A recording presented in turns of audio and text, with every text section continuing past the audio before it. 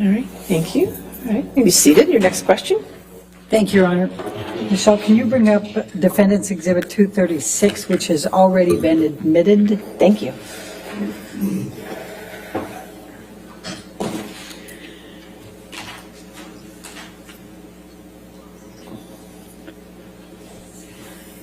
Now, I'm jumping back to the Boston plane incident just for a moment. We had a lot of different text and a lot of exchange, but I just wanted to point out to you, this text message is from Mr. Depp to you, correct? Yes, it And is. this is on 5/25, the day after the Boston plane incident? That's correct. All right, and he is saying, once again, I find myself in a place of shame and regret. Of course, I am sorry. I really don't know why or what happened, but I will never do it again. I want to get better for you and for me. I must. My illness somehow crept up and grabbed me. I can't do it again. I can't live like that again. I know you can't either. And I will for both of us, starting today. I love you. Again, I'm so sorry. So sorry. I love you and feel so bad for letting you down. Do you see that? I do. And was that the message that you testified to, that he gave you? Yes. Okay. All right, now I'm going to jump back to where we left off. We're up in January of 2015. Danish girl, you're filming in London, is that correct? Yes, that would have been January 2015. Okay. Now, we heard some testimony from Isaac Baruch earlier about a telephone call that you had with Mr. Depp. Do you recall that call? I do. Can you please tell the jury and remember to tell them what Mr. Depp was saying on that call? And you can give the back. I didn't mean to cut you off on the context. Go ahead. Is it okay to, the nature of the conversation was Yes. pleasant?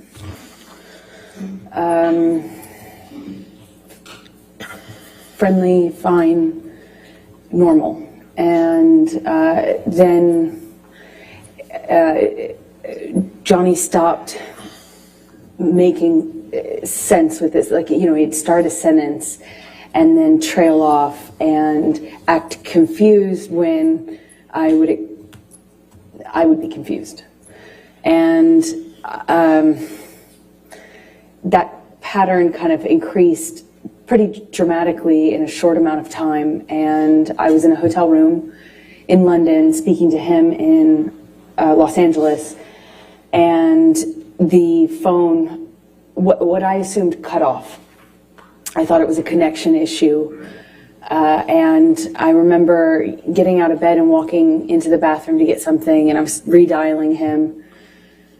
And in the span of that short amount of time we had been disconnected, it was minutes, not even minutes. I called him back thinking the phone had been disconnected, and he answered and he said, how could you tell me that? How could you say that to me? Who the fuck is he? Who the fuck is he? And he asked me that a few times, and I was so confused. I didn't understand what he was talking about.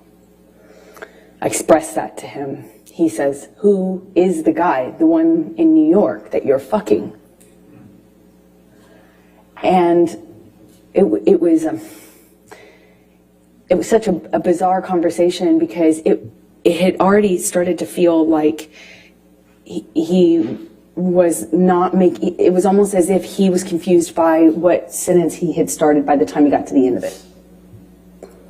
And then all of a sudden he tells me that I have just told him that I had a boyfriend or a lover in New York, and he's accusing me of having just told him about it, which was crazy to me. Not only was that not accurate, I would never have communicated with him like that. More or less called him on the phone to do it, and then call him back and wonder what the connection issue was. It was just the most bizarre thing. But he was so worked up, incoherent, and accusing me of having had this conversation with him. Eventually the line drops out, and I spoke to the person who picked up the phone. Okay. And how did that end?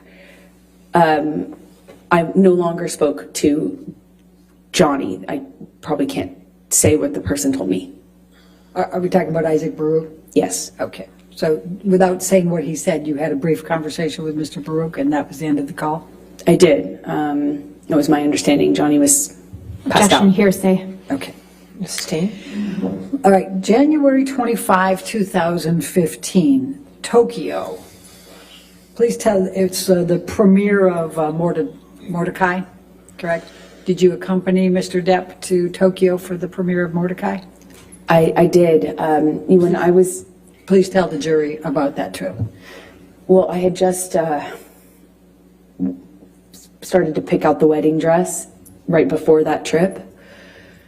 And plans were moving for us to get married shortly after this trip. So we took this trip to promote his movie. I went with him. We got in an argument in the hotel room, and I said, I don't remember what I said to him, but I said something snotty to him that provoked him. It provoked him, and when I walked into the hallway, he grabbed me by the arm and slammed me up against the hallway wall, and I kind of struggled with him, tried to push him off of me, and I managed to get out of his grasp enough to take a few steps, and I kind of curved around and went into the closet. And by the time I made it into the closet, he had me by the hair, and what felt like he was just wailing on me, but in a really sloppy way, like hitting the back of my head, and kind of wrestled me down to the floor. I mean, it felt to me like I didn't even have a fair shot, because I wasn't facing him or looking at him. I was walking away from him. Or else, I would have at this point even I would have tried to defend myself more, but I didn't. I kind of felt like it didn't see it coming, and he just wrestled me down to the ground. And I remember he was screaming at me. I mean, like really screaming loud. And what I remember of that is trying to get up and him kind of wrestling me back down, and at one point put his knee on my back. It was kind of like kneeling on my back. And I just had this like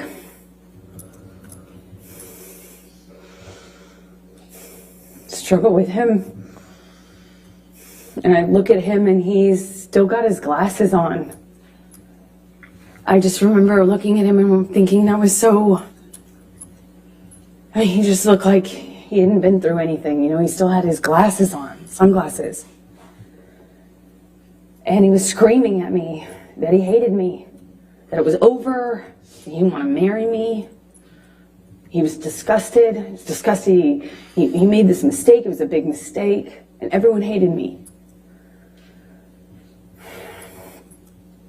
And I remember crying on the floor. Just, more than anything, I was heartbroken. I thought maybe he was serious. I thought maybe, God, he doesn't love me. Maybe he really feels this way. It broke my heart. Broke my heart. I wanted to marry him so bad. This is the man I loved, Yes, it was awful at times, but I loved him and what he was saying. Objection, Your Honor, non-responsive. Overruled. What he was saying to me hurt just as bad as anything else.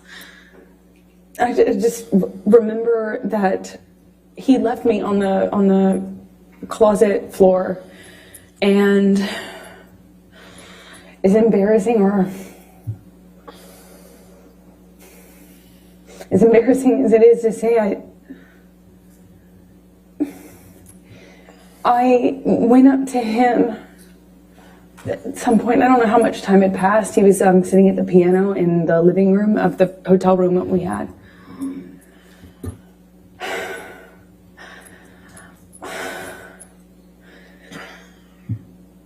It's so... I know it may be hard to understand. It's hard for me to hear myself say, but I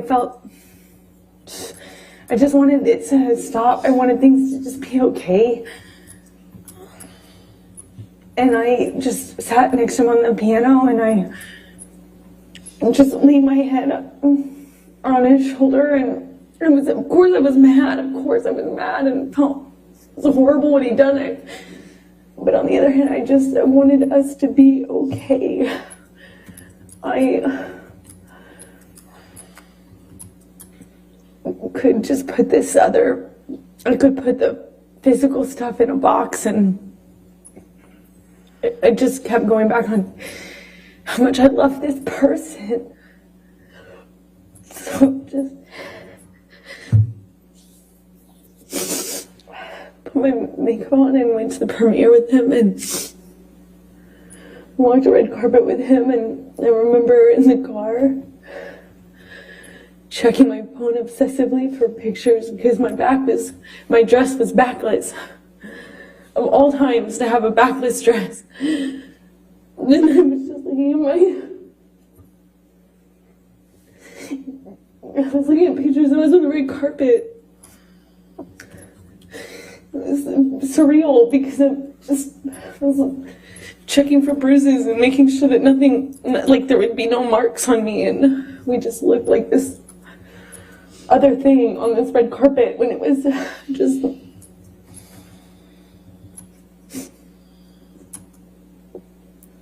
It was not like that.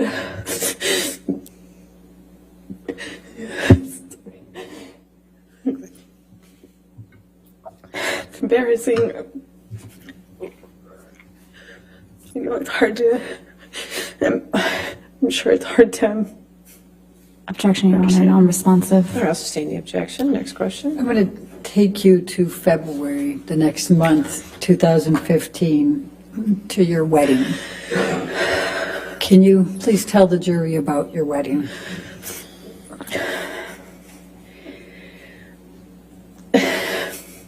So we get married in Los Angeles. I get a sense that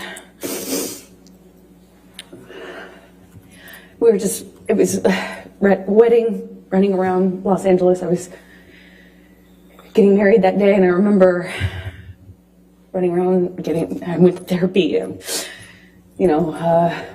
got ready, and Johnny and I met at the Penthouses downtown, and I wore a white dress and a veil. I had bobby pinned in my hair. And I walked out of that penthouse. I met with Johnny in the hallway, and I thought he looked so handsome, and he seemed happy, and I felt we were making the right decision. I was so looking forward to having this. I thought we'd get married and we'd have stability, safety.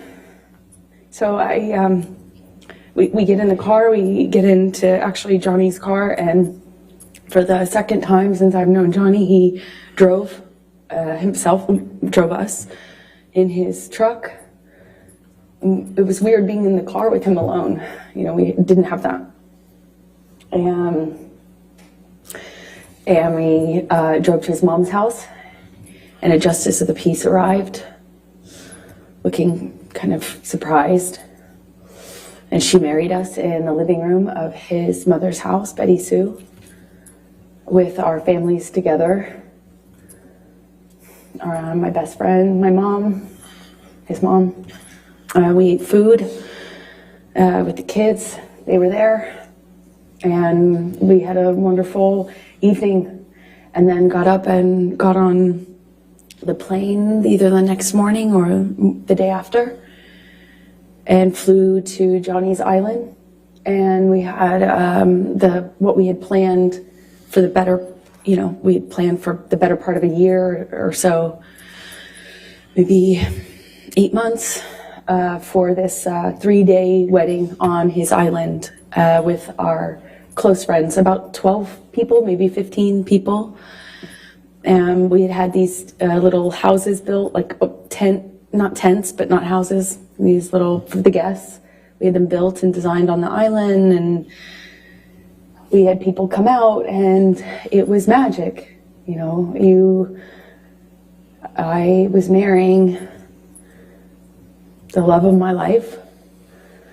It was complicated. But I thought it was the love of my life. And we had our friends and family out, and we had this 3-day event.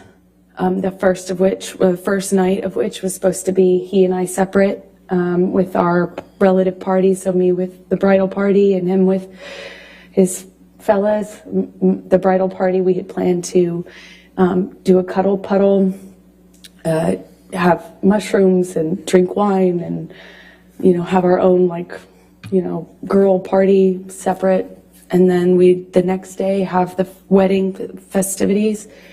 We were going to be married around sunset, and on this beach, not the beach that Johnny had named for me, although I think we originally planned on having the ceremony on that beach, but it was changed at some point to the other beach, and we walked down the beach aisle, and said our vows, and the sunset behind us, and we took pictures with our family, and we shot the bird, meaning the middle finger, up at the paparazzi helicopter circling, or plane circling around us while we were on the altar. And we danced and celebrated. And then I left the island because I had to go work. When you say you left the island and you had to go to work, what were you working on that required that? I was filming The Danish Girl in London, which is the film that I had been in London for in January when Johnny was hallucinating on the phone with me. I was there doing kind of prep work for that film. And what, if any, film was Mr. Depp going to at that point? Well, the plan, why we did the wedding when we did it, is because he had always had this commitment to do Pirates 5. And he was going to shoot that in Australia, and I was going to shoot The Danish Girl. And I started The Danish Girl in early February, and he was going to fly out mid-February to Australia. So his movie was going to take the majority of the year, meaning until August. So maybe longer. So the plan was to do it when we did it, so that we didn't have to wait until the fall of the following year. So shortly after I left, Johnny returned to Los Angeles, and then flew from Los Angeles on to Australia to shoot Pirates 5, excuse me. Okay. And what was the plan for you when you finished with Danish Girl? The plan was always for me to wrap on my movie and then come and join him in Australia, where he was filming Pirates 5. Okay, and when approximately was that? That was March 3rd. March 3rd that you wrapped, that you finished with Danish Girl? I believe, I can't recall the exact date, but I believe it was around that time, yes. Okay, and then tell the jury, where did you fly to get to Australia? How long of a turnaround was it for you to get to Australia?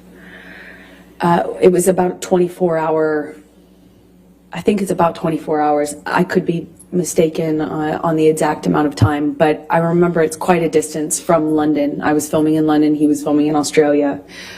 Effectively, you have to fly 12 hours, stop, get on a different plane and fly, I think, around the same amount of time, if I'm not mistaken. Okay. So when you arrived, before you finished rapping with Danish Girl and were heading out shortly before, what, if any, communications did you and Mr. Depp have? Well, at first it was great. Even though we were separated, it was so hard to leave leave right after you get married, especially considering that in Johnny and I's relationship, it was always so much worse when I went away to work. That's when problems started. So that was hard, but we communicated pretty consistently, and it was positive until it started to change. And I got the sense that he thought I was sleeping with the director, and then it was with the actor I was filming with. Who was the actor you were filming with? Eddie Redmayne. Okay. I was not that it mattered, but I could do my best to field the accusations, and then they would kind of subside, and I thought things were okay. And one day, right before I'm supposed to fly to Australia, he, I think it was the night before I was supposed to leave to go to Australia, he calls my hotel room, apparently. I had a sense that the phone was ringing. I think I was in the shower at the time, but not much time had passed, and I get a knock on the door, and it was someone from the hotel that I was staying at. The hotel staff had been sent up to the room because Objection calls for hearsay and speculation. I'll sustain the objection. So don't tell what the staff said. What happened next? Then I start communicating with Johnny. And when you say started, I mean, was he on the phone? Did you call him? What happened here? He called the room and then my cell phone, and then once I was on the cell phone, he was accusing me of not being in my room, so he called the room, and I had to prove that I was in the room because, by answering the phone. And we had a lengthy kind of circular conversation about where I was and why I didn't answer the phone. Why I didn't answer the phone immediately. He didn't sound like he was connected to reality. It just didn't seem like, to me, it seemed like a previous pattern.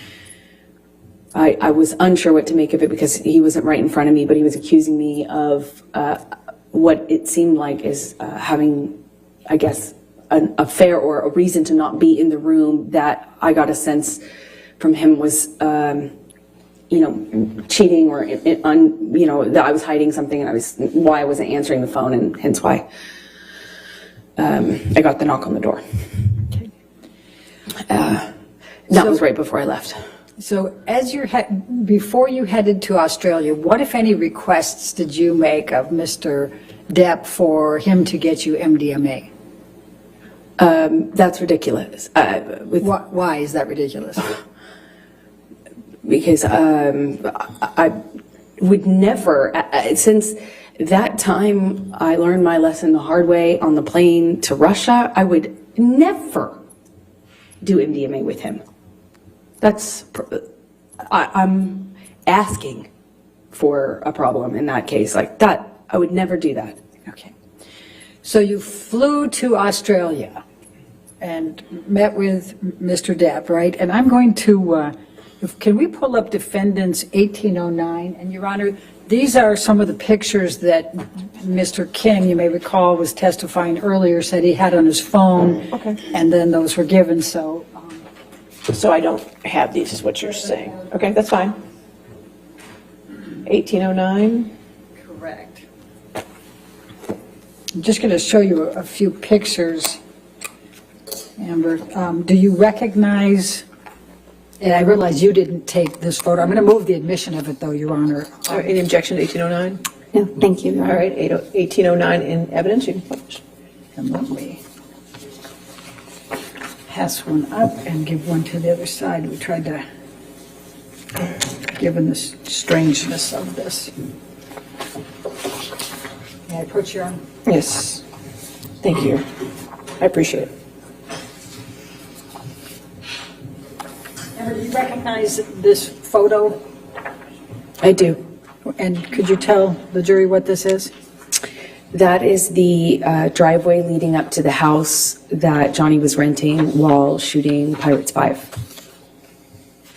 Okay. And then I'm going to try to make this a little faster, and I'm going to go 1810. Ms. Bretterhoff, if you have a series of photos, if you want to Yes. show council what they are, maybe we can get them entered all together, and then you could just Yes, go on with your questions. yes, in fact. And these are all, I will represent, ones that we got from Mr. King. All right, if you want to take a look at them. And Your Honor, if I may just approach, I'll give you the whole stack. Okay, that's fine.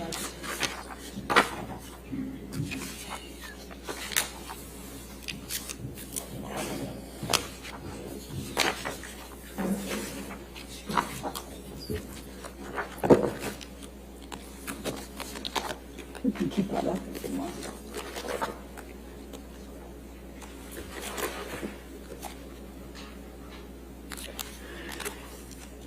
But, by the way, Amber, do you see those kangaroos in there? When I was pulling up to the house, I saw kangaroos as well. This was a pretty big driveway. It was a pretty I don't have any isolated. objection, sorry. No objection to any of them? I don't believe so, Your Honor. But make sure you look through them all, too. I just want to make sure, because Thank I'll you. go ahead and read them into the record once you have looked through them all. And then,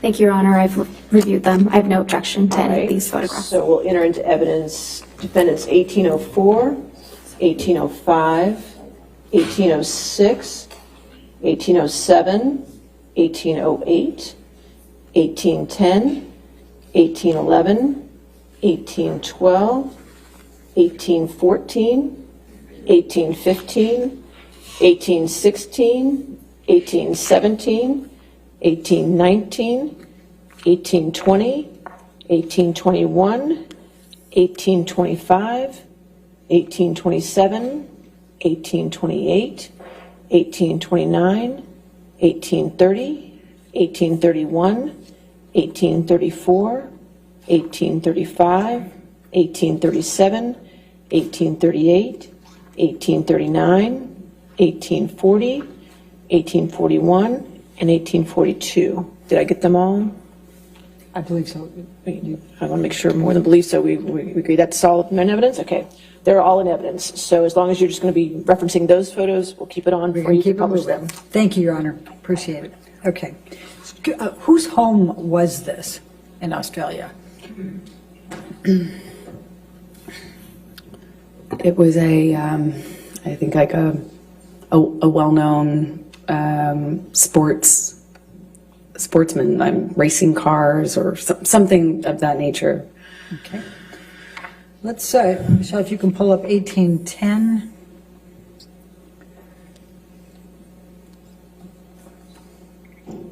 Is this another picture from that home? Yes, that looks like it's the view from the bathroom. Okay. And then let's go, Michelle, if you can pull up 1811.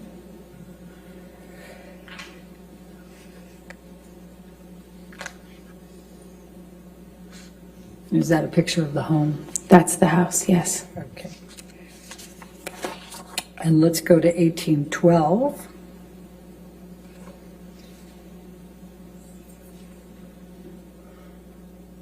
And that's, That's the view from the living room. It opened into a lagoon. okay. And then let's look at 1813.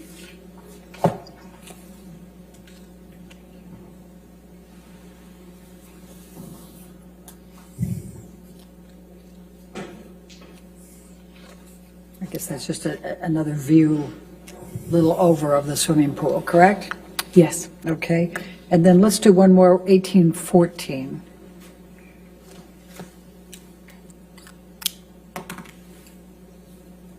This is inside the house? Yes. Okay. And if you can look to the back here where I've got I'm making some, what if anything is that back there? That's the kitchen. Okay, and this is the dining room, and this is on the main level? What we're looking at is the dining room table on the main level with the kitchen in the background. Okay. Thank you. Now, I'm going to ask you to take this jury through your experience, what happened in Australia once you arrived there.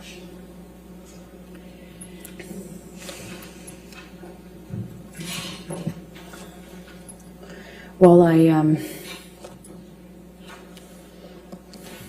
I was nervous because of the conversations that I had with him before I left, and then in transit, I stopped in Dubai and spoke to him too.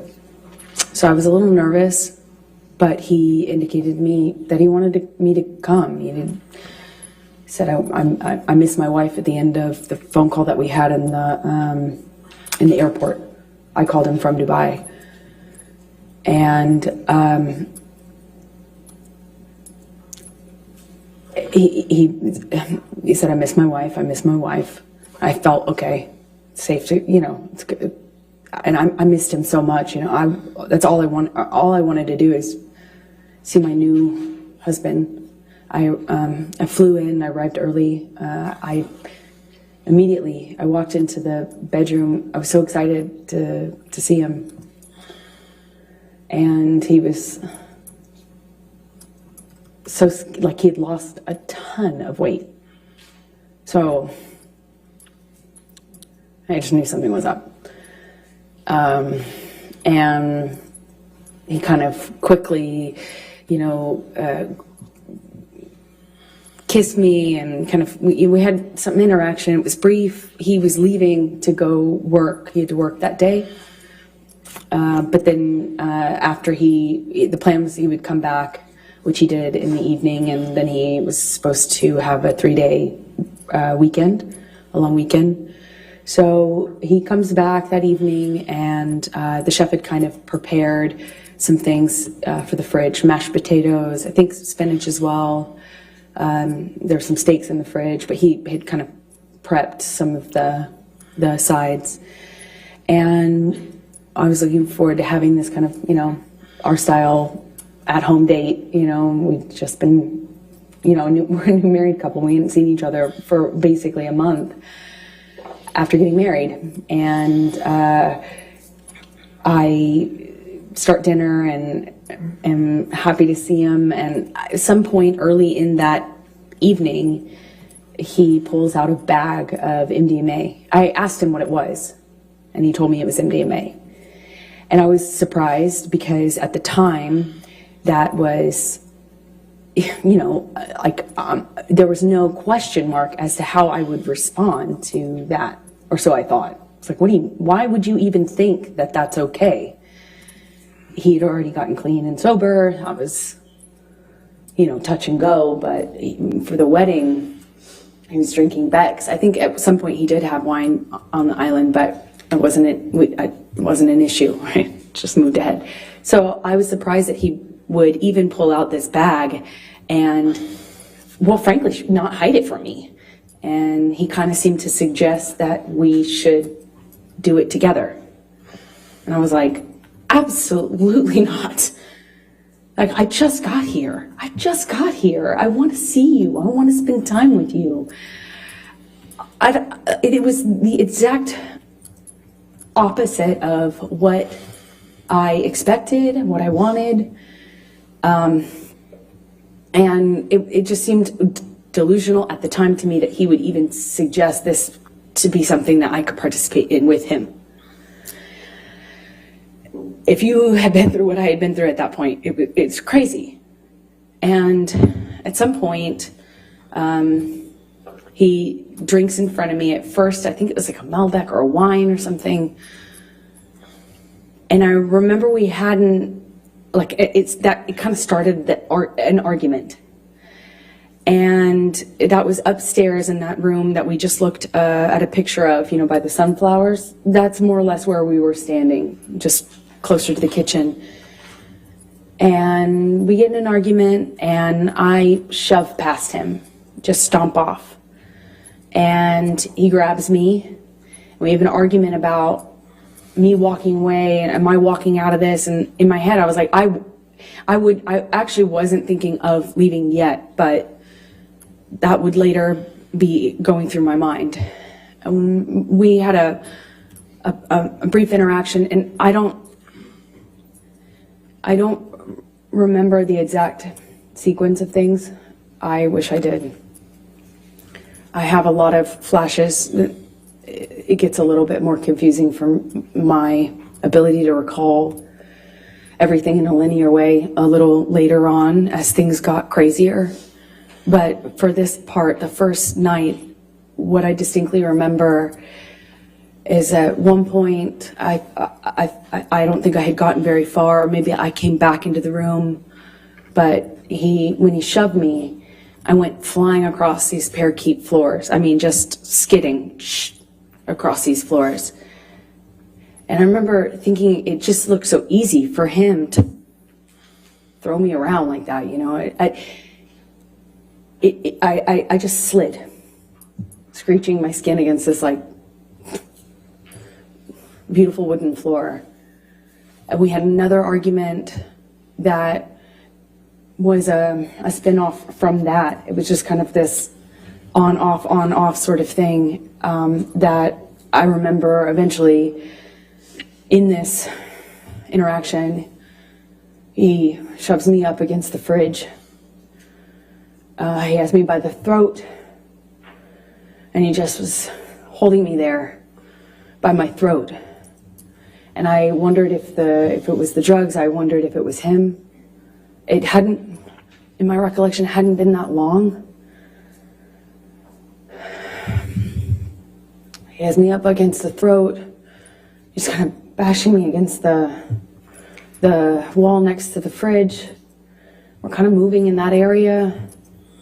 And at some point, I'm in his face. And I don't know if he had let go of my neck or loosened my grip, but I remember slapping him across the face, screaming at him. He's screaming at me. I got my hand free when he tried to grab me when I walked off. I stormed off. I slammed the door upstairs. I don't know if it was in that instance or if it was in a later one that I eventually barricaded the door. You know, it wouldn't stop him from coming in. He could come in the other doors. You know, there's a back door, there's patio, but at least I'd hear it. And this is March 2015. By this time, I'm being medicated by his doctor. He's giving me anti-anxiety meds, giving me, you know, had already tried to give me antidepressants. They didn't work for obvious reasons, I hope. I wasn't sleeping. I had insomnia. I'd wake up with panic attacks. I needed to sleep, but my ability to do so was really, really compromised at this point. And I kept thinking that I just wanted to hear him or know if he came in so I could be aware, so I could be ready for what was going to come in with him. And at some point I go back downstairs. I don't really know at what point I gave up and stayed behind my barricaded door, but I managed to go to sleep. I took some sleeping pills. I woke up, and when I came downstairs, he was still up. He confirmed when I asked him that he had not slept. He had not eaten, so I tried to get him to eat. We get in an argument. He was accusing me of Eddie Redmayne. And by this point, he thought I was working with Billy Bob Thornton on the movie I just shot, but I had already worked with him a year earlier. But he was very upset about him and the gentleman that invited me to a concert in London. You know, my co-star, he was upset about these people, even though I had done that movie a year prior. Who was that? It was Billy Bob Thornton, Jim Sturgis, and Eddie Redmayne that he was upset about. And let me just stop you for a moment. Have you seen Mr. Depp take any drugs by this point? Oh, yeah. Sorry if I left that out. That when we had the argument about the MDMA, he suggested to me that it wasn't on the no-fly list, like it wasn't on the no list. That was his that was his defense. Like, this isn't the, you didn't say I couldn't have this. And you know, over and over again, Johnny told me I wasn't the reason he was getting sober, but I was the reason he was staying sober. I had saved his life and all this stuff. It wasn't like it wasn't my job to police him, but I kind of ended up being in that situation, it seemed like, in his mind, you know, when he would express that to me. So he took a handful of pills, and I didn't count how many, but when I came back downstairs, I did the math on the amount that was left, and I think it was either 8 or 10, I can't recall as I sit here now, either 8 or 10 pills of MDMA. That he had taken or that were left?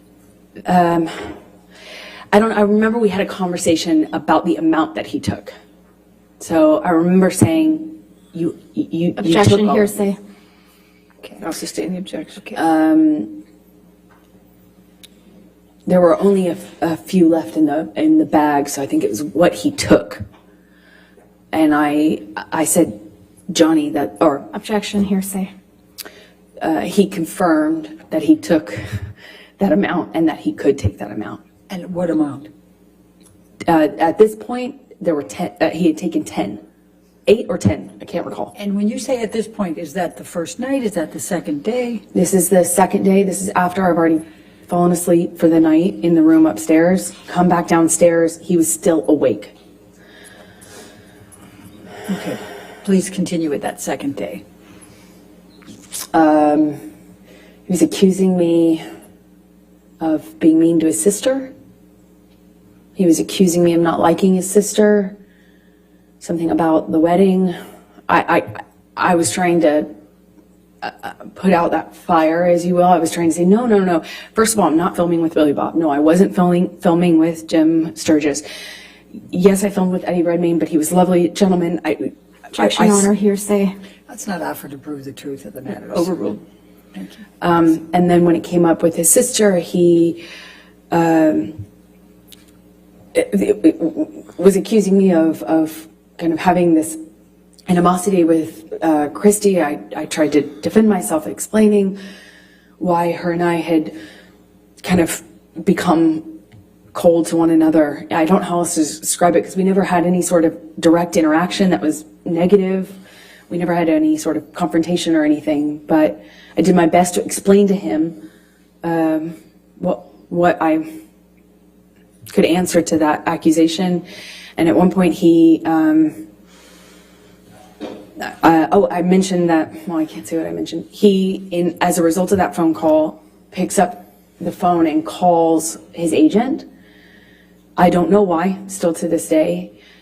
He calls a few people. I don't know who's on the other line. I just heard his side of it, and he's screaming at them. I got a sense that it was money, that he felt people had been stealing money from him, and that the studio had been ripping him off, and that he was calling himself like a whore, or he had been whored out. He seemed like he was upset, but I did not, at this point, this is maybe early evening, it was before the sun went down on the second day. I remember he took the phone at one point and called my divorce attorney. I had at some point prior to this got a divorce attorney, or not a divorce attorney, a domestic relations attorney to do a post-nup, because we got married in February, and there was never any mention or talk from Johnny about a prenup, but I had had interactions with his sister, and so I thought, okay, I'll get a lawyer and let's do a post-nup. When Johnny found out about that, or when I reminded him of that in Australia, he went outside and called my divorce attorney and fired her and said the only way out of this was death. Again. And I heard that already at this point, March 2015, probably 25 times. So he's screaming at her. He calls his agents.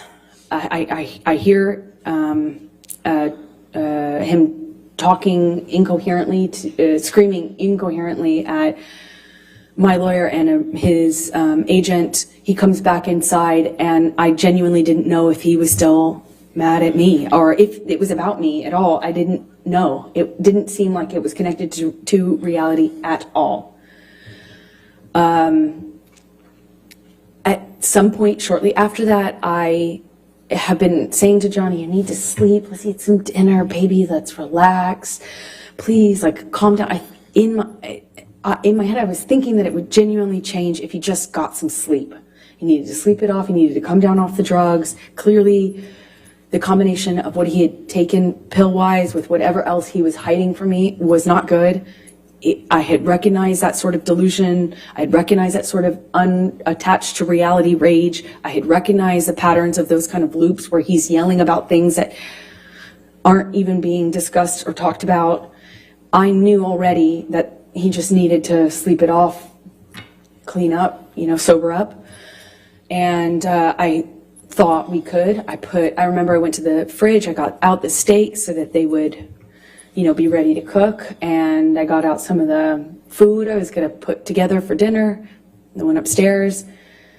I don't know if I came back down in my nightgown at that point or if that was shortly after, but the next thing I remember is coming downstairs and looking for him.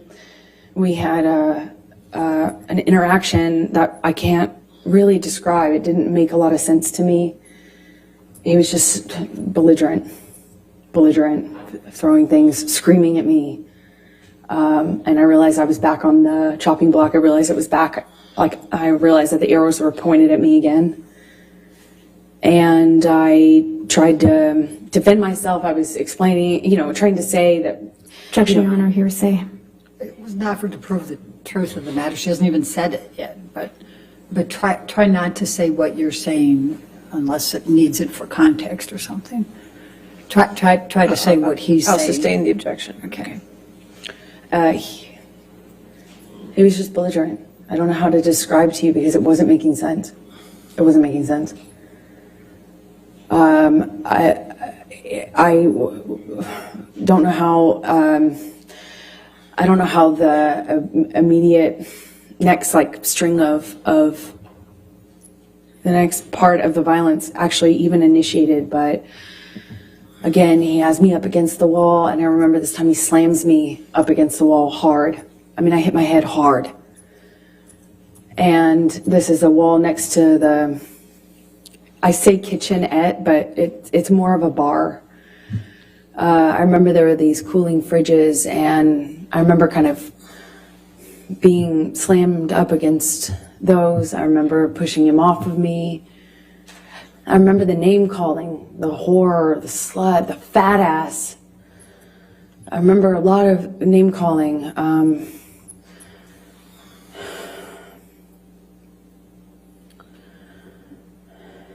I said, Had he been drinking by this time? he was drinking. Calls for speculation and leading. I'll sustain as leading. What, if any, drinks had you observed Mr. Depp have by this time? Well, I had already seen him drink right in front of me. He took a big swig out of a wine bottle upstairs right in front of me as in a gesture of looked right at me and took a big swig out of it as a show for did it right in my face to make a point. And then when I came downstairs, he was drinking from the bottle. I don't know what kind of liquor. I remember there was another bottle open, and I was wondering why he was drinking both. But at some point, he had me up against the wall next to the cooling fridges, and I remember slamming my head up against the thing. He had me by the neck, squeezing my neck, and it got really nasty. It went from like, oh, no one likes you, no one likes me, everyone warned me about you. That's what it was. He started to tell me that everyone had warned him about me, and that he wished he had never married me, wish he had never met me.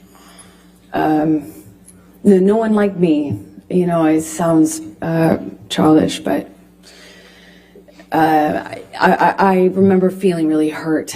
And then at some point, I shoved him hard to get him off me. And he shoved me back and he said, "Do you want to go, little girl?"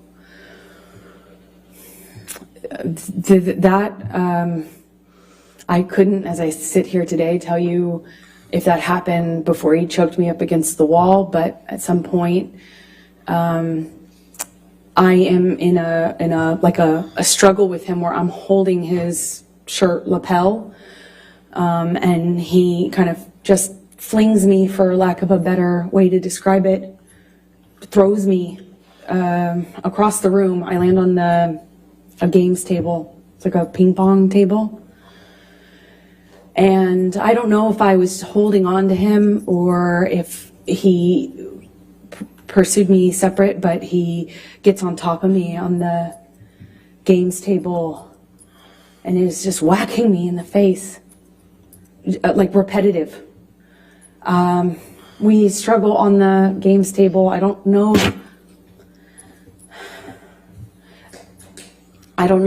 how we get up. I don't know if he pulls me up. I wish I could tell you, but we were in this struggle down in this games room by the bar. And we had this conversation about the drinking, or argument about the drinking. And he holds up this bottle to me, and you know, I'm saying, did you drink this whole thing?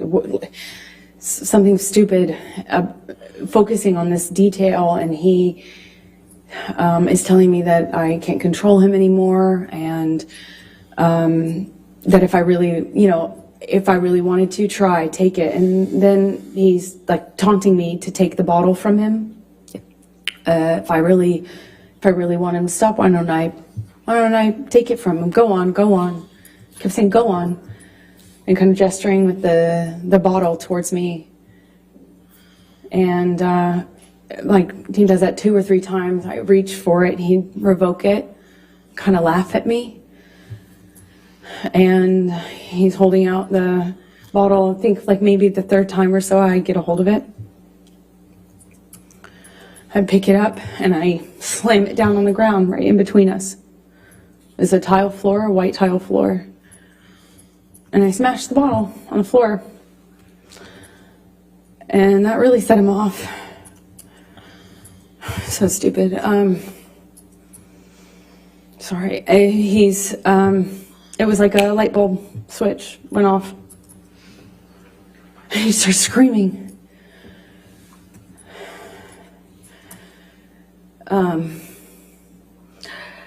I don't know if he backhanded me or hit me normally. I don't really recall, but I remember it sent me down to the ground. I remember by the time I picked myself off the floor, I stand up. He's got a bottle in his hand, and he threw it at me. It missed, thankfully, but I kind of pulled myself back into the bar area. I don't know how much time passed, but at some point he had a broken bottle up against my face, neck area by my jawline, and he told me he'd carve up my face.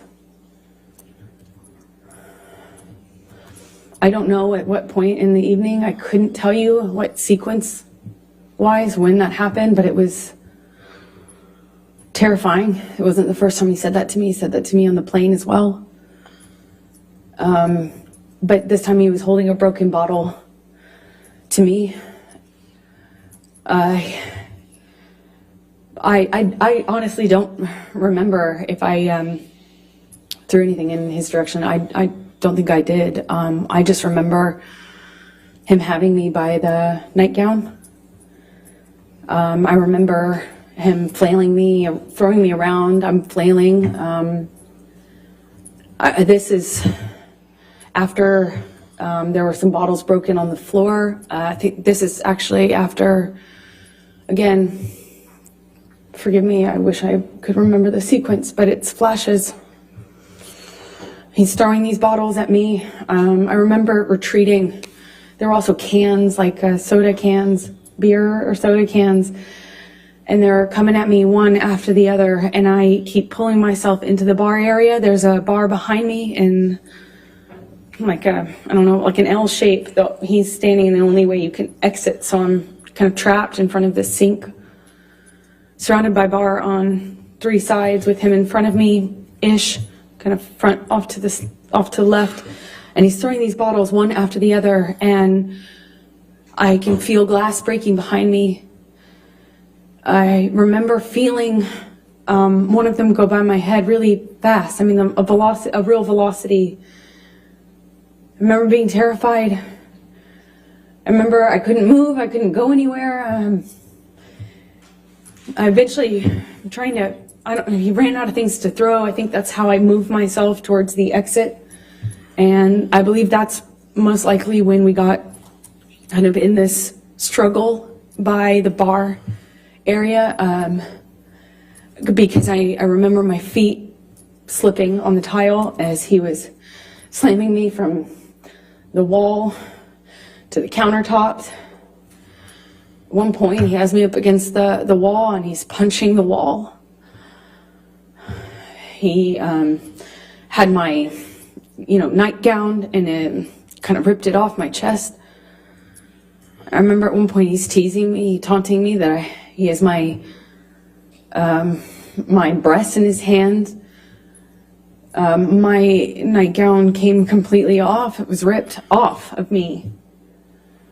So I was naked and I'm slipping around on this tile and trying to get my footing. And I just remember slipping on this tile. Glass was underneath me, and I remember just trying to get my footing. I felt really destabilized and felt really vulnerable. I'm naked, and he's flinging me around, and at some point, I'm up against the wall, and he's screaming at me that he fucking hates me, that I ruined his life. I remember I ruined his life over and over. And he starts punching the wall next to my head, holding me by the neck. I get free from him. I kind of step back from him, and it's like his energy shifted to the phone.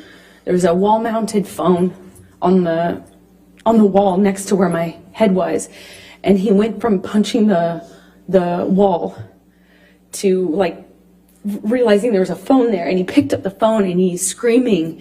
He's like at the top of his lungs, screaming, "I fucking hate you. I fucking hate you. You ruined my fucking life." And screaming at the top of his lungs, he picks up the phone and starts bashing the phone against the wall where I was just being held. And I remember kind of having some distance on what was happening and watching him do this. And it was like his energy had shifted, and I was that phone all of a sudden. And he was just over and over again smashing this phone into the wall, over and over again, screaming at me. And I was watching the phone every single time he pulled his hand back. It was just breaking into pieces. I remember thinking this phone is disappearing. He was smashing it to smithereens, just going into the wall. And at some point, he's on top of me, no phone, but screaming the same thing. "I fucking hate you. You ruined my fucking life." I'm on the countertop. It had me by the neck, and he felt like he was on top of me, and I'm looking at him in his eyes, and I don't see him anymore. I don't see him anymore. It wasn't him. It was black. I've never been so scared in my life. It was black. I couldn't see him. and he was looking at me, and I was trying to get through to him. I was trying to say to him in some way that it was me. I was trying to get through to Johnny, and I couldn't see him. I couldn't see him at all. And my head was bashing against the back of the bar, and I couldn't breathe. And I remember trying to get up, and I was slipping on the glass. My feet were slipping, my arms were slipping on the countertops. And I remember just trying to get up so I could breathe, so I could tell him that he was really hurting me. I didn't think he knew what he was doing. I don't know how.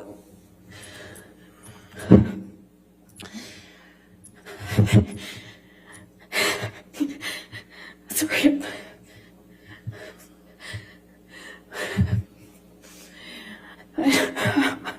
I'm sorry. I couldn't breathe.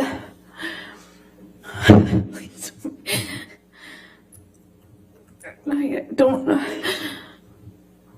Please, I don't want to do this. I don't want to do this.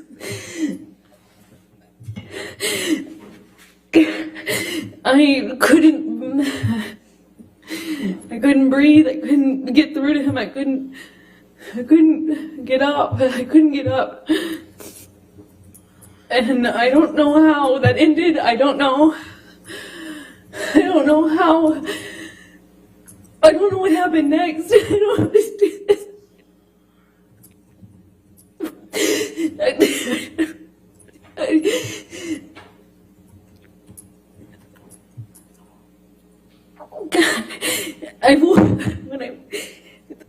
The next thing I remember, I was bent over backwards on the bar, meaning my chest was up. I was staring at the blue lights, and my chest was on this, my back was on the countertops, and I thought he was punching me. I thought he was. I'm sorry.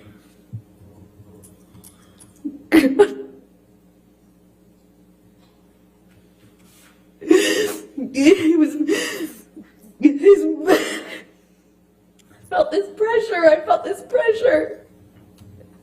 He held my pubic bone, and he thought he was punching me. I just saw his arm. I could feel his arm moving, and it looked like he was punching me. But I could just feel this pressure. It was like it kept hitting me. It didn't feel pain. It was just a pressure on my pubic bone, and I don't know.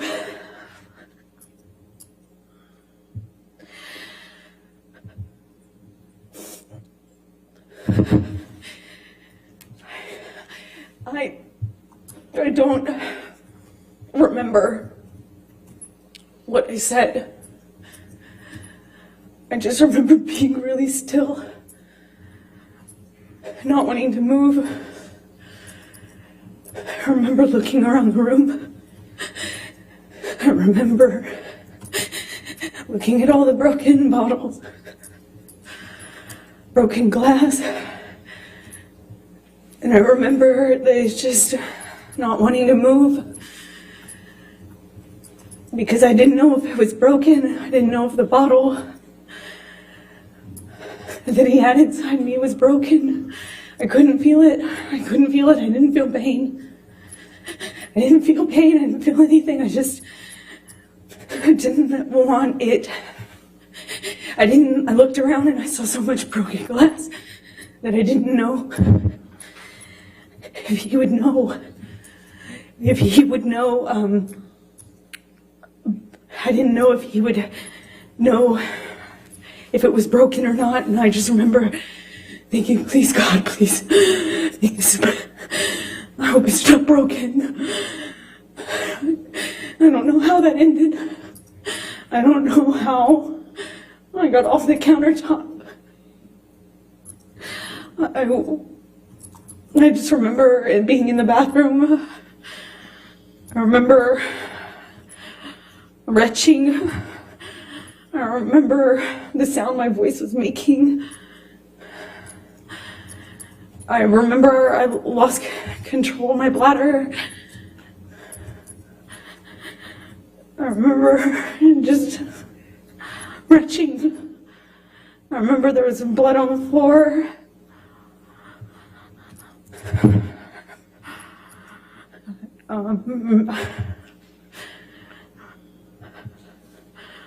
I got up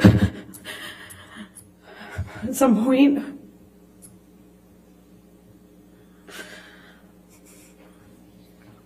I don't know how that night ended. I don't remember what happened. I don't remember. I have a memory of him begging me not to leave. I remember going outside the front door. I remember him coming out to the front area, but I don't remember if that was before or after this. I don't remember. I just have that memory. I remember taking a bunch of sleeping pills. Not a bunch, like 2, which is a lot for me. I remember falling asleep, or I don't remember falling asleep, but I know I fell asleep because I woke up the next day. I assume it was late morning.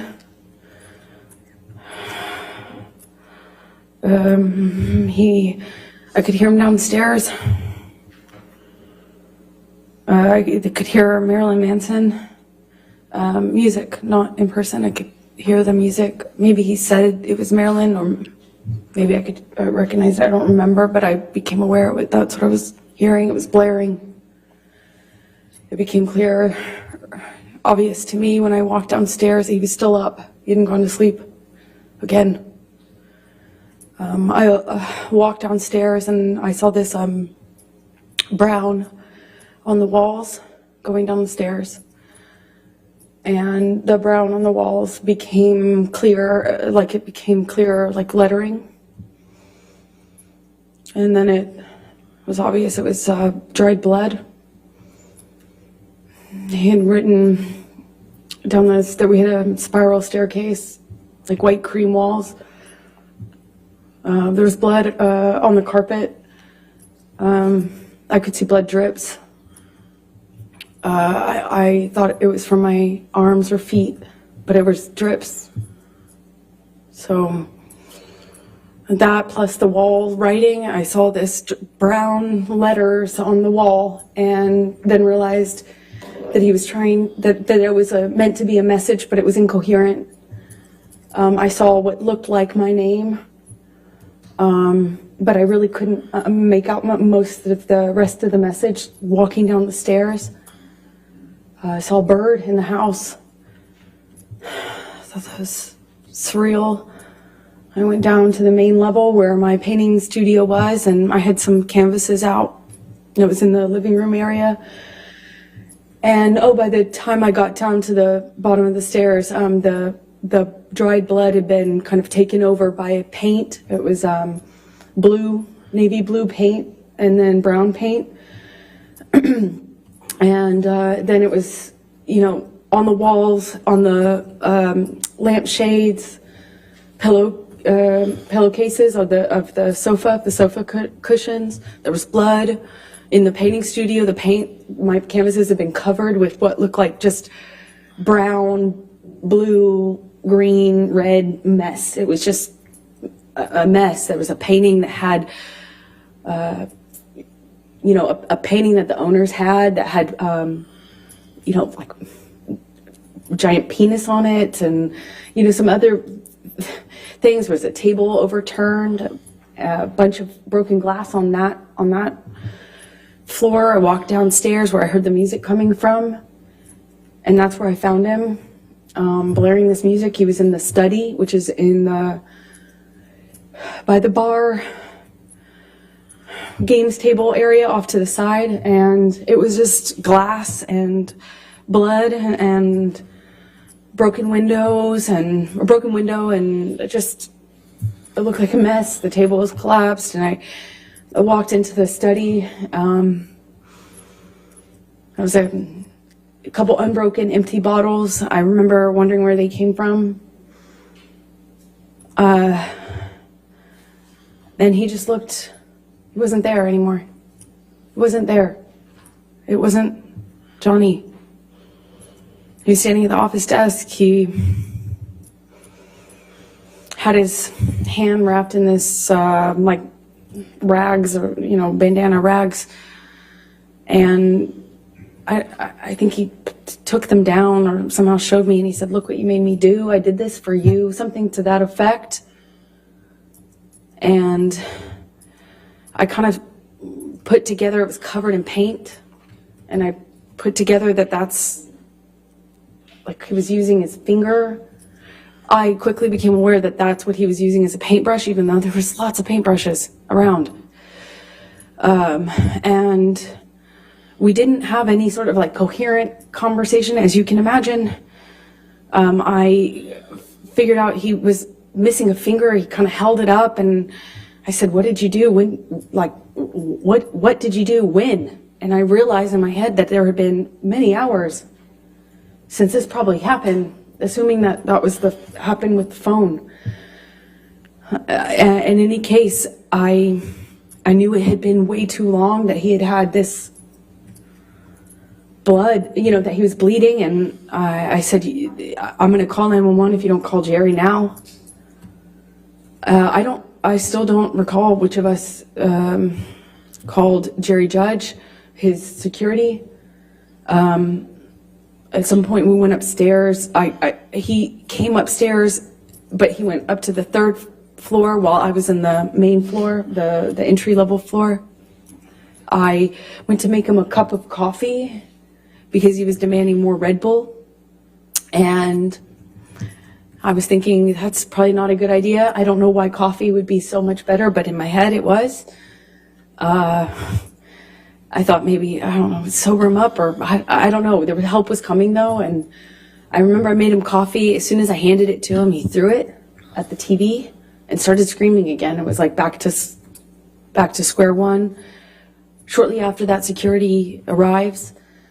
I don't know how long, maybe a few seconds or minutes went by, not long, but they kind of find Johnny, or Johnny finds them walking out of the front door, and they were trying to figure out what was going on. And as they were kind of looking at him and trying to figure out what the heck was going on, Johnny took his penis out of his pants and started trying to pee or peeing outside of the house, saying that he had more messages for me.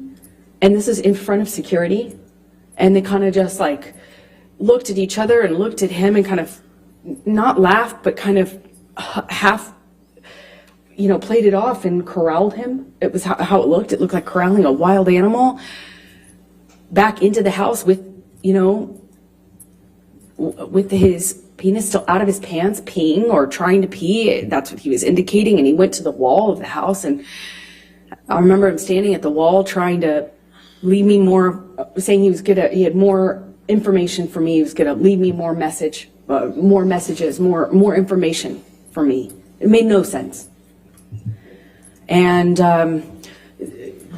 Jerry Judge, his security, and one of the nurses, shortly after, I think they put me in the theater room, but shortly after, I remember talking to one of the nurses, and she was trying to give me drugs to sedate Objection, me. Your Honor. Hearsay. Trying to give her drugs. She didn't say anything. Thank you. Keep going. And I just remember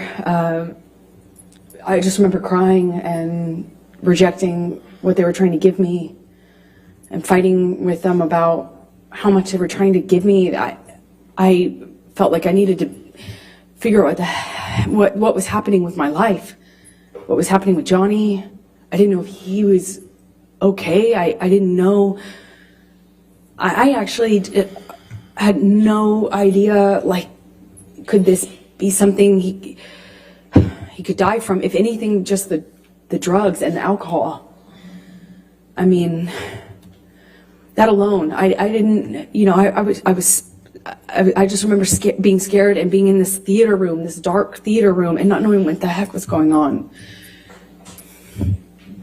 I eventually was taken up to my room by one of the nurses, and I'm sorry, Debbie, and or suggesting I go up to my room. I went up to my room, and I took a quarter of what she was trying to get me to take, and I eventually fell asleep. I came back downstairs to look for my phone, which Johnny had picked up before security came in. He picked up my phone and said, "We're going to get to the bottom of this." He wasn't making any sense at the time. Understandably, just different. Nothing made sense. But he picked up my phone and was saying, I'm going to prove this. We're going to get to this. We're going to get to the proof of this. Something to that effect. I don't remember his exact words. And he pushed record on my phone. I didn't actually at the time think that he had done that. I had no idea, but I did know that I didn't have my phone when I woke up and went downstairs to get it. It was dead. It was sitting out on the dining room table by where Jerry Judge was sitting. Jerry Judge was on the phone and talked to me, and I went back up to bed, took more of this sedative, and fell asleep. And then I think the next day,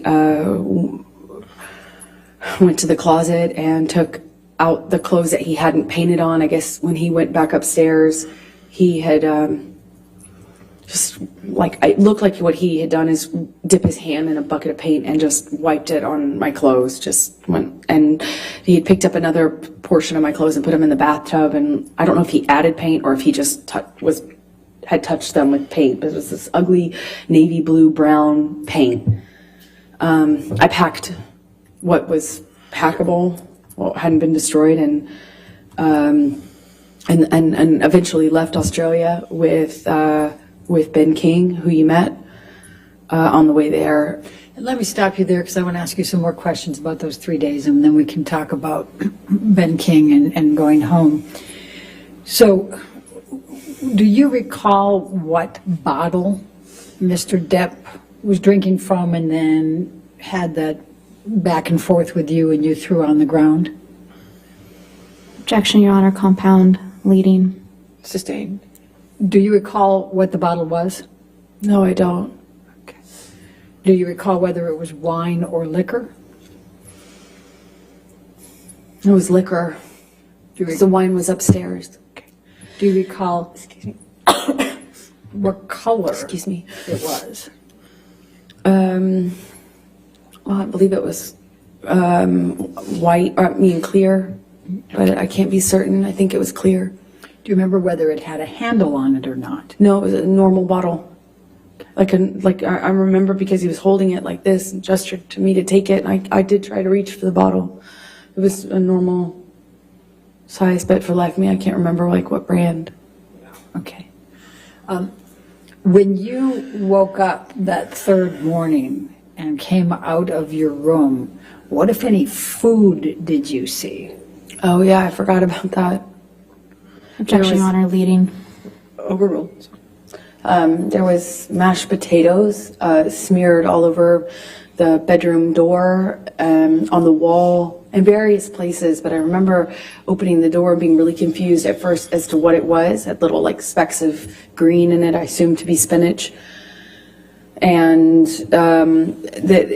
throughout the house, there was food rubbed in places, just countertops, walls, doors, as I mentioned. And later that evening, I found the raw meat that I had left out, the steak, all over the house, or pieces of it. It was cut up.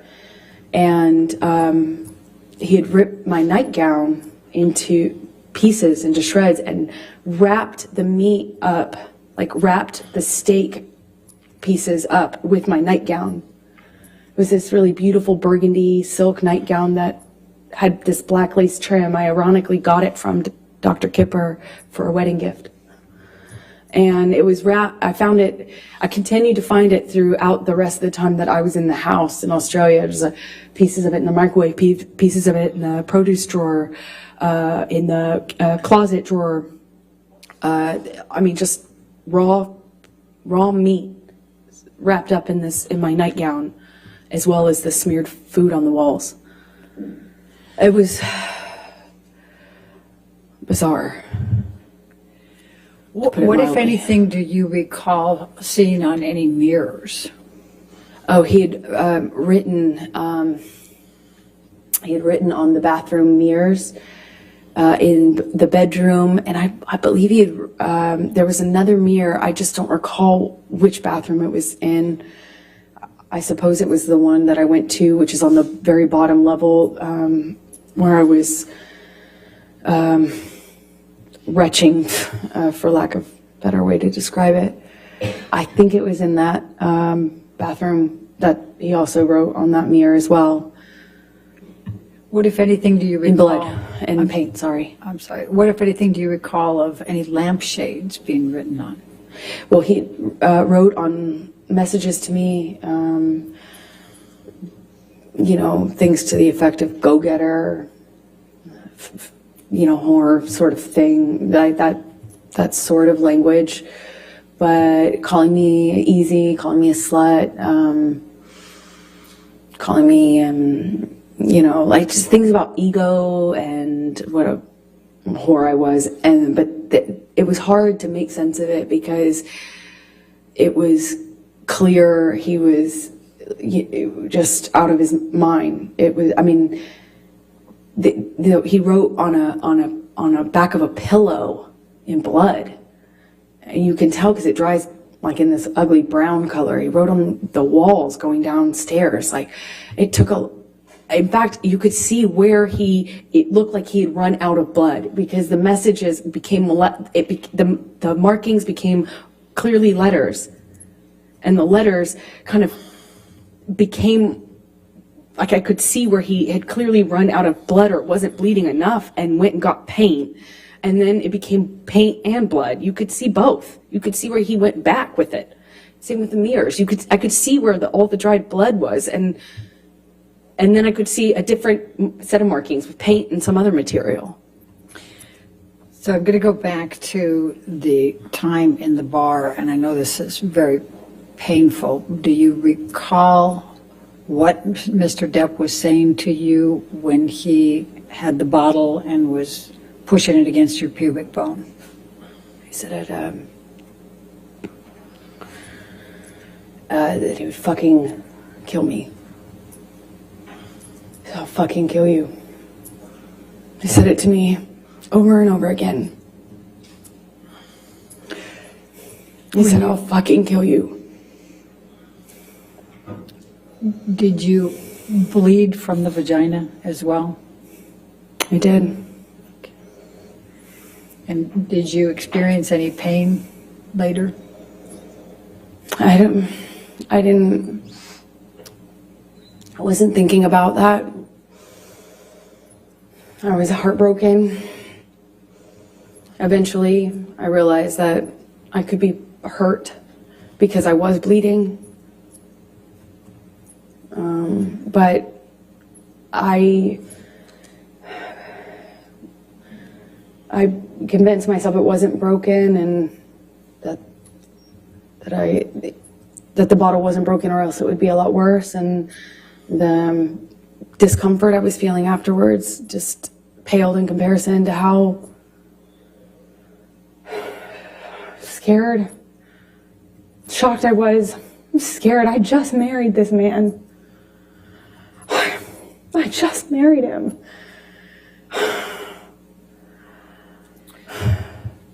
And forgive me for asking this, but I need to just make sure the record's clear. You were penetrated up the vagina into the pubic bone, is that correct? Objection, Your Honor. Leading. Sustained. What, if any, penetration was there in your vagina? With the bottle. I'm so sorry. Do this. I am so sorry.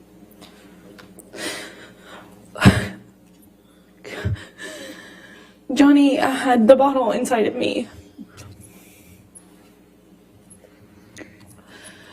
and was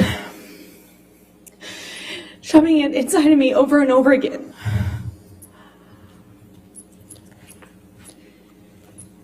Did you experience any cuts on other parts of your body? My forearms were cut.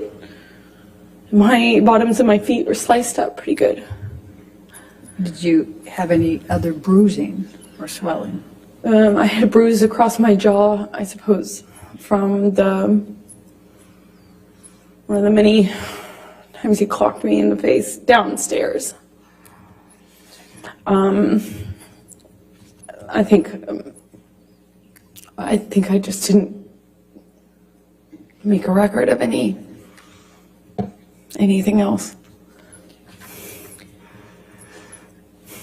I'm going to ask you to turn to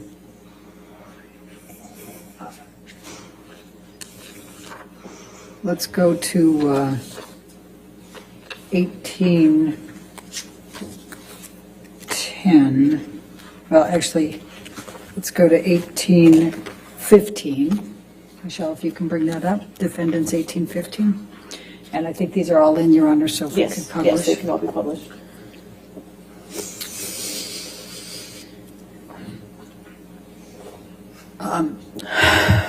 Is this the game table? Yes, it is. Okay. And is this, based on your testimony, is this where you were you on top of this table? Yeah, that he briefly got on top of me, and was pushing on my throat, actually, at some point when I was on the table. I had forgotten about that. And this, though, looks like it is after a lot of the stuff was cleaned up, because it didn't look quite like this. Okay. And did the table collapse? Yes, it did. Objection, Your Honor. Leading. Sustained. What, if anything, happened to the table? The table collapsed underneath me when Johnny threw me into it and got on top of me, or fell on top of me. I honestly don't know which one. We could look at 1816, please, defendants.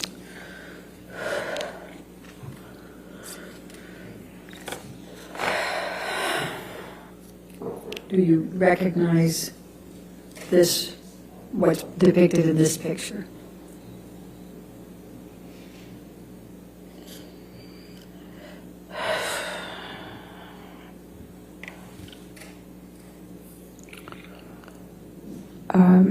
Yes, What is it? it looks like the bottles that were by Johnny on the desk when I came down that last morning, and he was still up, still drinking. If we could go to defendants 1817.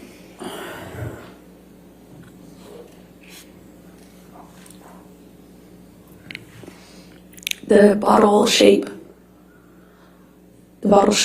I'm sorry, go ahead. I have not, Go back to 1816, please. Your Honor, I had, confused. Is there a question? I'd like to ask a question. What more do you recall? sorry, it took me a minute to respond because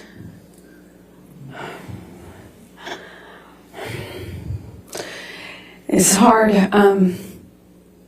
It took me a minute to respond because I had not remembered seeing the bottle that Johnny was using on me. I didn't have a memory of seeing it. And this picture, I wasn't aware of until just the other day, yesterday, the day before. and I felt my stomach tighten up, like I was going to be sick when I saw it. Because even though I didn't remember seeing the bottle, what I had remembered is a pressure, like something square, which is why I thought he was punching me. I was feeling the square, something firm hitting me, like butting up against my pubic bone. Over and over again, I felt that pressure against my bone. It felt like a flat surface. But when I realized it was an object or a bottle and not his fist, which is what I thought, because his arm, I could see his arm while he was holding me down, saying he was going to kill me, but I thought it was, his arm looked like he was punching me. And I hadn't seen this bottle. I didn't know. And then this came out in Ben's evidence because he didn't share it until this date. Objection, Your Honor. Sustained. And so I recognize it. All right, now let's go to defendants 1817.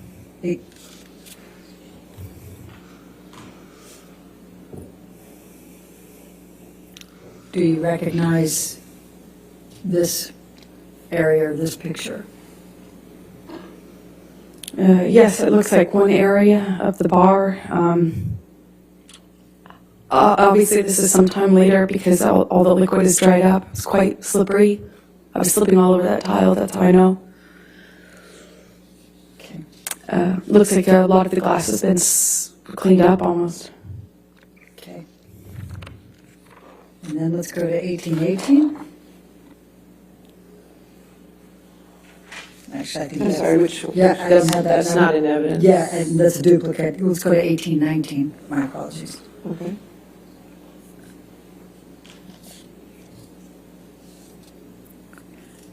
Do you recognize this? Yes, I do. What is this? This is close to where my feet were when I was dangling off the counter. When he had me on the countertop by my neck, my feet were slipping on the tile, and I just remember my feet. I remember feeling glass underneath my feet and slipping. I couldn't get up. I couldn't alleviate the pressure on my neck as he was crushing me. That's that's next to that. All the way at the end of the picture is the bar where I was standing when he was throwing bottles at me.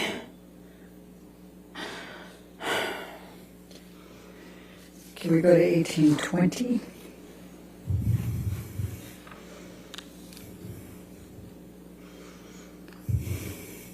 Do you recognize what's depicted here?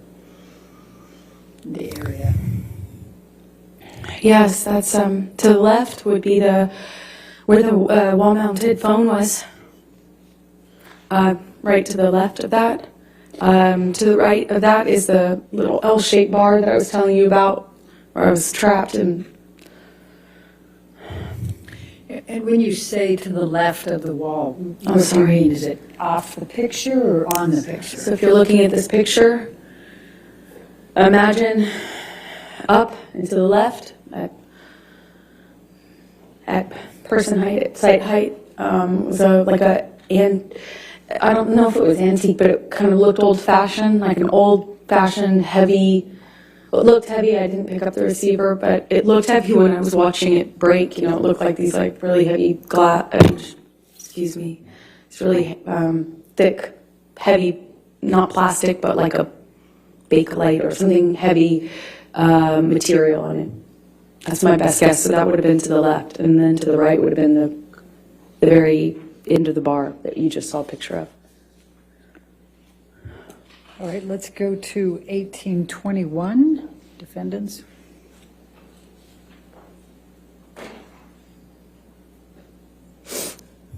And do you recognize what's depicted in this photo? Yes, that's the bar that I was just talking about. Okay. Now, I see a phone on the right side. Is that the phone you were talking about? No, that's not. This is a wall-mounted phone. That's just a landline. And you see straight ahead at the very, if you look straight ahead at the picture, on the top part of that, it appears to be some broken glass. Do you recall, what do you recall of that? I recall more than just this window being broken. This is one of the windows that he broke when he was throwing things at me. My body was standing in front of that little kitchen sink you see at the end of the picture. I suppose that's some of the glass I felt, though, on the backs of my arms. Like when the window shattered. Okay. Let's go to 1822. 1822, I don't have in evidence. 1822 is not in evidence. That's exactly why I just went over here. Let's go to 1825, I think. Is that the next one, Your Honor? 1825 is in evidence. I'm not sure. Okay.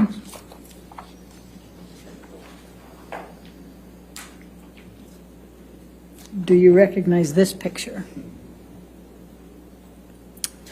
Yes, that's where Johnny was standing when I found him the last morning. That morning, it might have been like midday. When I say morning, it was after I woke up. It was certainly not early morning. And he was standing at that desk, behind the desk, with the Manson blaring.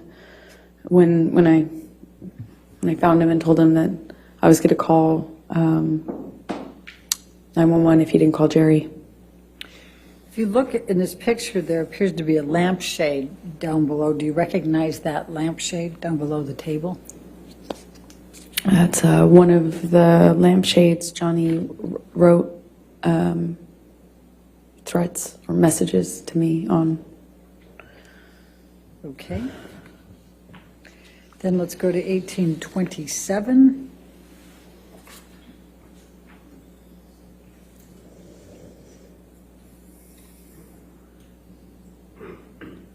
Do you recognize this? Yes, I do. That's my painting studio. So when I walked downstairs and saw all the blood on the walls, I walked into this room first. That's where the stairs empty into this room, kind of my painting area. And those are the canvases that he repainted. And do you see, if you look by the white tablecloth table to the right of that, do you see a lampshade there? Yes, I don't know if that's the same lampshade or another one. Okay. Then let's go to 1828.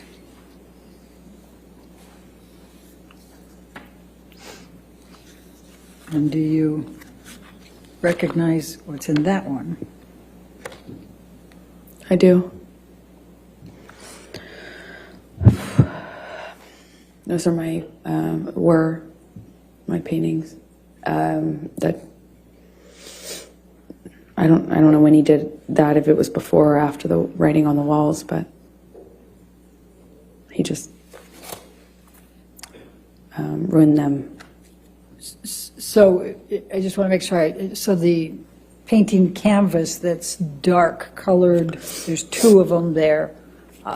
Well, there's two or three, and then there's a smaller one in the center, and that was his daughter. I was trying to paint a portrait of, and that was untouched. Okay, and then, but just so we're clear, the one directly in front of you that looks like it's just a lot of dark colors, was that dark colors before, or? Objection, Your Honor, leading. I said, was that dark colors before? I'll sustain the objection. What, if any, change was there on that canvas? Oh, I'm a terrible painter, but I'm not that bad. That was not my painting. It was the start of a portrait, and he changed it dramatically. Okay.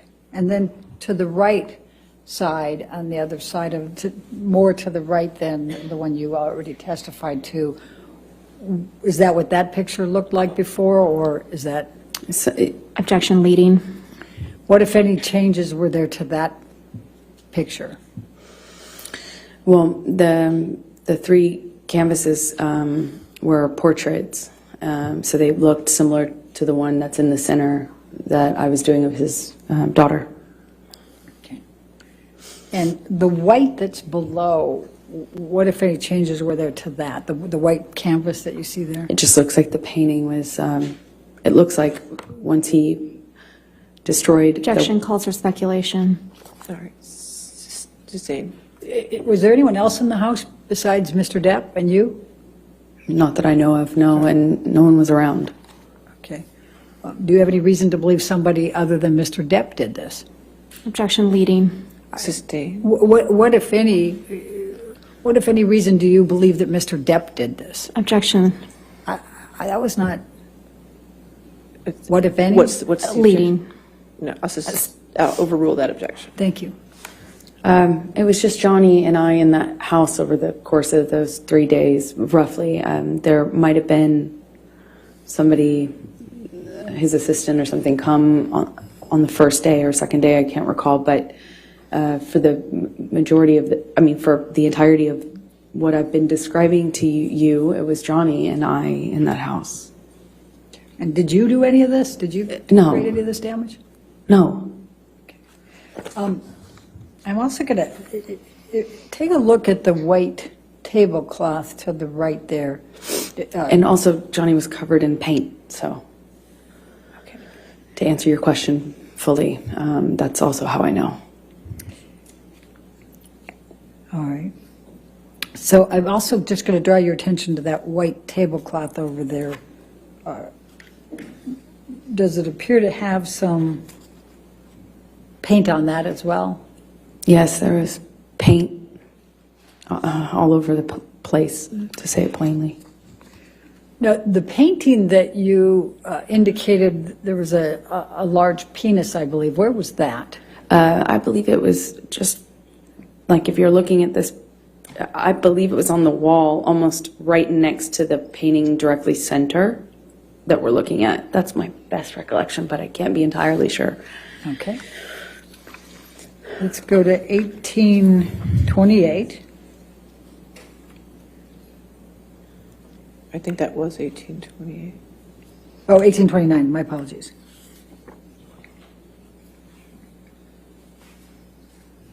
And do you recognize this photo? Yes, I do. What's in it? And what was this?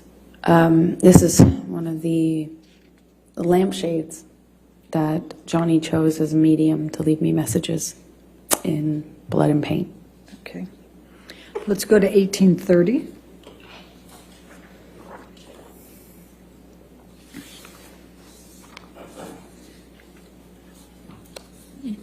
Do you recognize this? Yes, that's one of the bathroom mirrors. Okay. And if you could just look to the left, and I'm going to go ahead and circle it over here. You see red and black there. Would you agree? Yes. Okay. And there were some questions that were asked earlier about that red. What, if anything, did you write on this mirror? I didn't write anything on the mirrors. I was as confused as anyone in hearing that testimony. And based on looking at this area that I have circled, is the black on top or underneath the red? Objection, Your Honor. Calls for speculation leading. I'll sustain the objection.